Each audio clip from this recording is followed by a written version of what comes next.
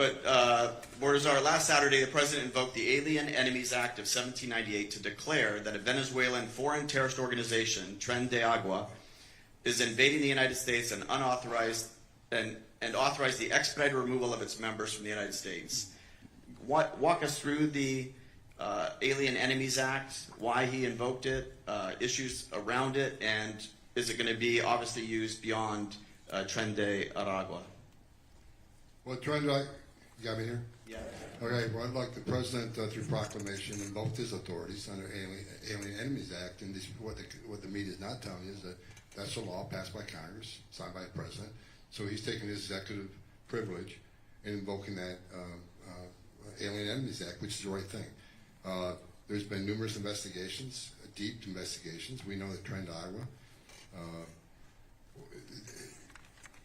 come to this country, to unsettle this country. They're connected to the Maduro regime, to the military and law enforcement. We know that.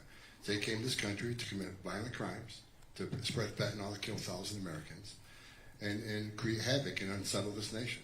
So the president took his authority through his executive action, and we invoked the Alien Enemies Act. It's the right thing to do. TDA is an enemy of the United States, just by the mere fact of what they did when they got here. So they are a priority of this administration. The president's been clear that criminal safety threats, public safety threats, national security threats are going to be priority one, and they are priority one of priority one. So we're going to do everything we can to get every single TDA member out of this country as quick as we can to save American lives. And that's what the president does.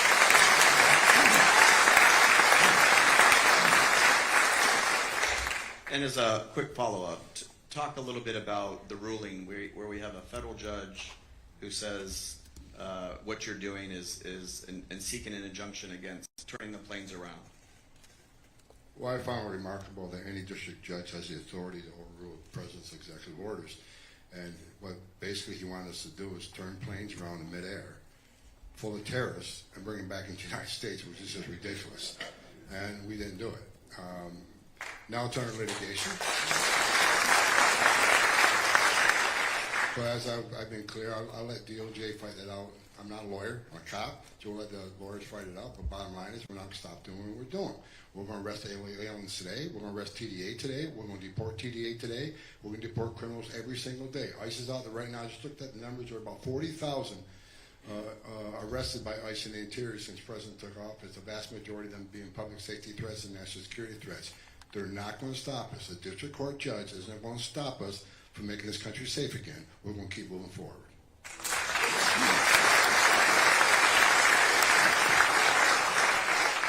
And I would just add, where was the district court judge when all these folks were coming into the United States, right?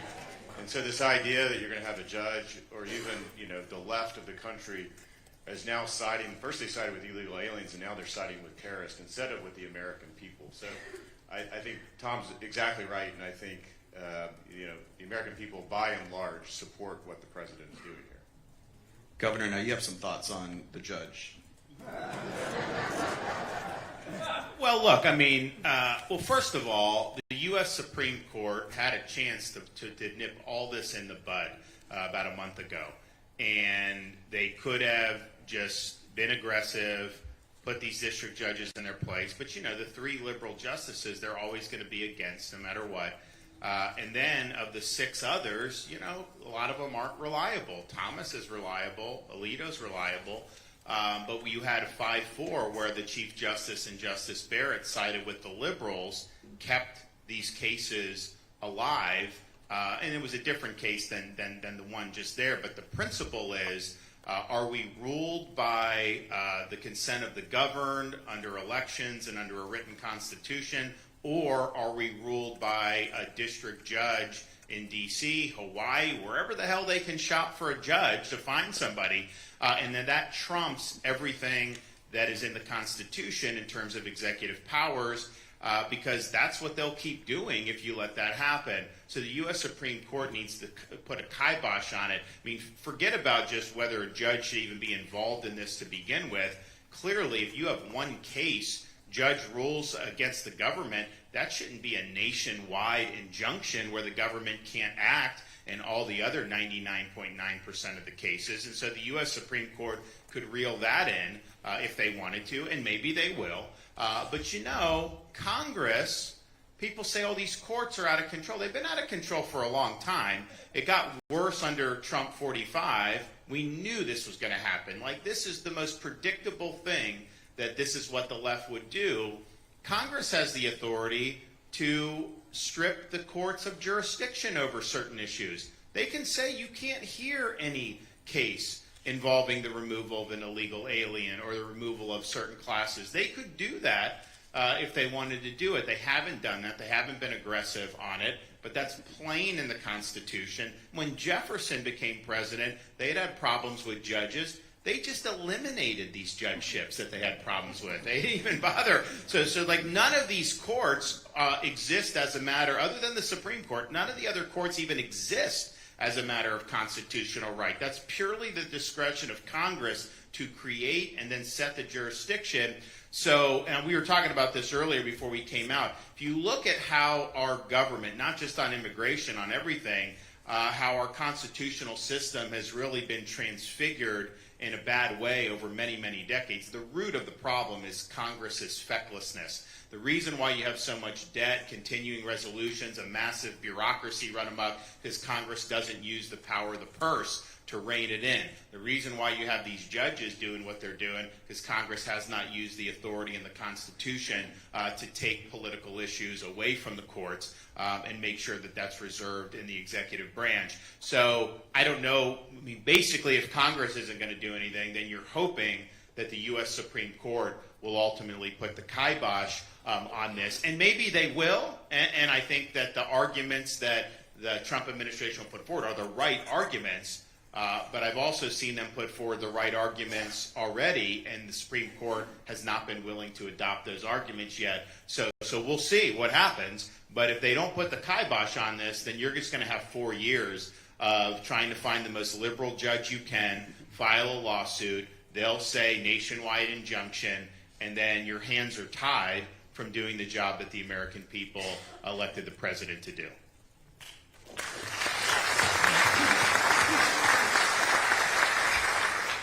Secretary, I'll come back to you. A lot's been said lately about, until we get this under control, until there's some real meaningful long-term solution, just shut down the border completely. Your thoughts?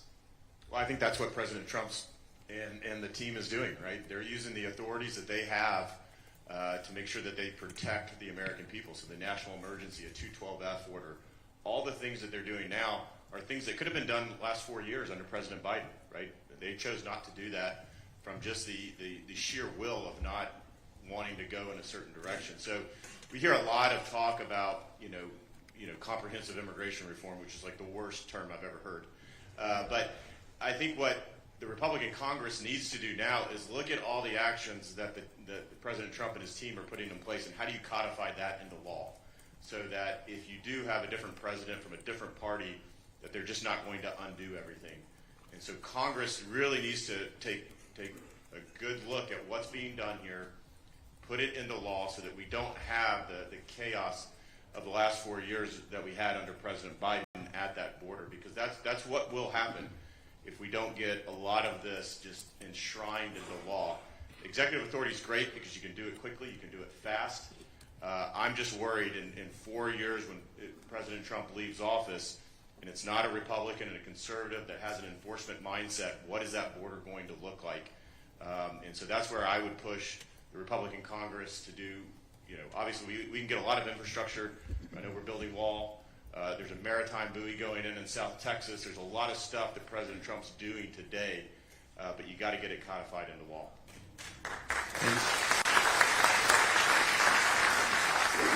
And they've really not in Congress done anything to codify any of these actions. I mean, let's just be clear. You came in, and it's almost like you have the Trump administration has gone 100 miles a minute on all this stuff, everything but the kitchen sink to move the country in the right direction. Congress is like almost the opposite. Like they're on a 2-week vacation right now. They haven't voted to codify. They haven't successfully codified a single executive order. We were talking about the border wall. They just passed a continuing resolution, Republicans' votes, that did not provide 1 cent for the border wall. It was just a continuation of Biden's spending from last year. That's all it was. USAID, they go on cable news, oh, this is so bad, and yet they voted to fully fund AID. Now, President Trump's not going to probably allow some of these grants to go out, which is great, but why wouldn't Congress at least do that? I mean, DOJ is doing all this stuff.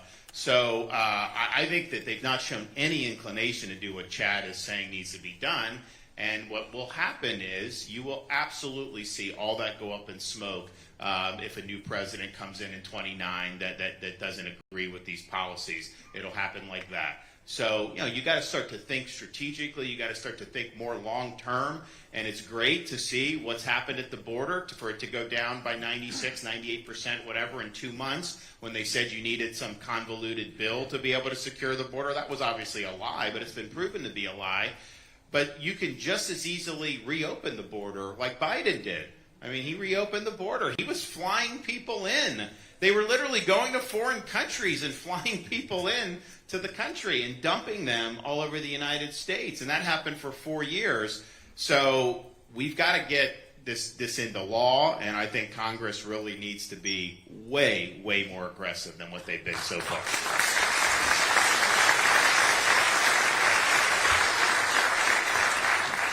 Czar, give us an update on where we are on the wall. First of all, the governor give me flashbacks. I've been pissed off for 4 years. I'm getting flashbacks. I love my job now. I worked for the greatest president of my lifetime, Donald Trump. Where are we at? In 4 weeks, we arrested more criminal aliens in the interior United States than Joe Biden did in a year, first of all. Second of all, the border numbers right now are down 96%. 96% decline in 6 weeks. We did in 6 weeks what Joe Biden refused to do in 4 years. And what we needed, as the president articulated during the speech, all we needed was a new president who took border security seriously, and that's what we have in President Trump. 96% decline on border crossing. But here's the most important part, what I think is the most important part, gotaways. Under Joe Biden, we got 2.2 million people cross the border, weren't apprehended, weren't fingerprinted, weren't vetted. 2.2 million people came into this country, and we got them on video, drone traffic, sensor traffic. They weren't apprehended because the Border Patrol was too busy changing diapers, making baby formula, taking care of the humanitarian crisis of people coming across that border by the millions. 2.2 million people cross the border. We don't know who they are, where they came from, and why they're here. Gotaways by average were 1,800 a day under Joe Biden. 1,800 people a day crossed this border and weren't apprehended because they were Border Patrol so overwhelmed. The gotaway number yesterday, 41. 41. 1,800 or 41. That means less people are getting entering this country than that we don't know who they are.